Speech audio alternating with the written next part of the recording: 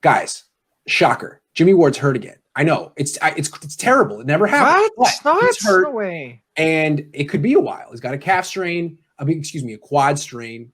And the Niners really love Jimmie Ward. Kyle Shanahan has said he would wear Jimmie Ward's jersey on the sideline during games if he could. The Niners let DeForest Buckner go in part so they could keep Ward. They felt, sure, Buckner's a little bit better than Armstead, but would you rather have Armstead and Ward or Buckner? So Ward was a big part of this equation. Now he's hurt. And my question to you guys is, did the Niners mess up re-signing Ward? Did they overvalue this guy? And are they kind of getting what they deserve right now? Let's start with you, Tony. I think it all depends on Tavarius Moore. And I know that you're a fan of his, Grant.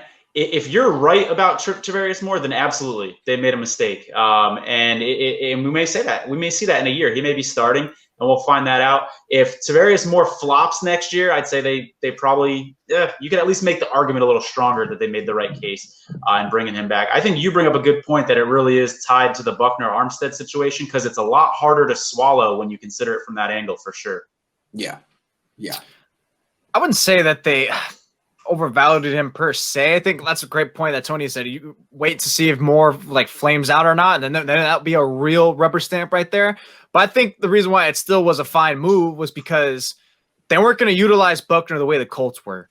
We've talked about it already. It's like, oh, look at Buckner dominating the same, if not better. It's like, well, then they were just using him to be the lightning rod, to be the honey for the beast, to scheme all over him, take on those double teams and let everyone free up. So it was a good move, but you're not really using him optimally. It's like, hey, this receiver can run a deep threat, but let's just give him jet sweeps the whole time. So it's still, I still didn't mind the move at the time. You needed more players, you need to retain more players.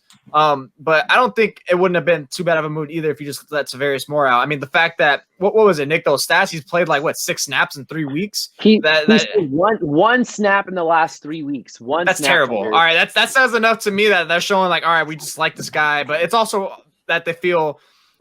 Whatever. I don't actually know what. I kind of don't know how to feel about it because why wasn't he getting? We seen those dime packages where he last season where they would put more in, and in a year where you have no pass rushers, your linebackers are falling off again. Why don't you use a little bit more of that?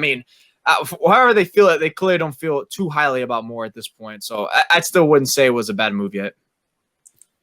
I personally would have rather them look to re-sign Tart at the time, lock him up, rather than go for Jimmie Ward.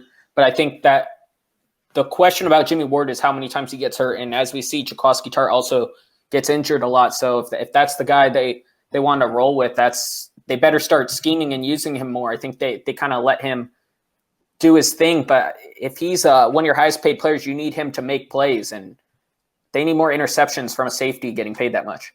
Let alone be healthy. Nick, you're up. Wow.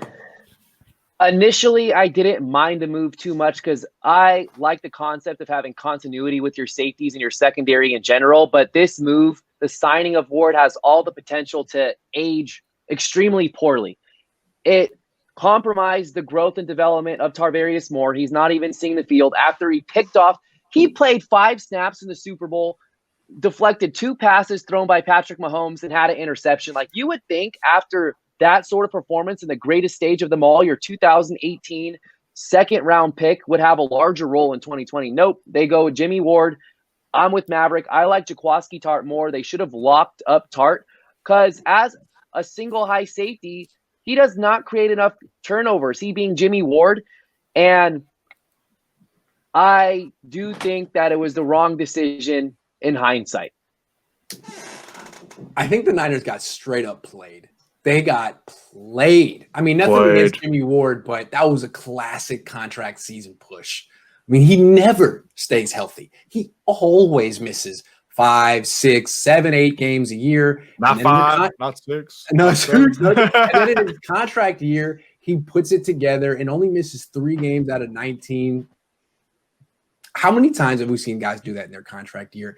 And then teams want to be like, we believe in him and we like the guy and he's had these things in his past and we want to, and it's like, oh, it was so obvious. So yeah, I think the Niners got straight up played. And the fact that this came at the expense of DeForest Buckner, who never misses games and is younger than George Kittle, makes it particularly hard to swallow. But he could miss 2 games and be back, and then I'll give him an apology.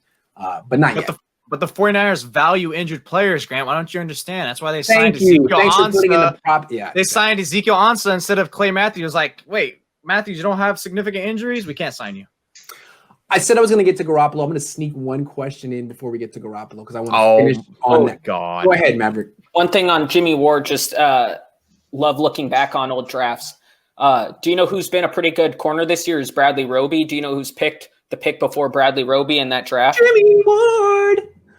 And the 49ers could have used a lot of corners in the last 5 or 6 years. And Roby was a free agent a couple of years ago. They could have had him.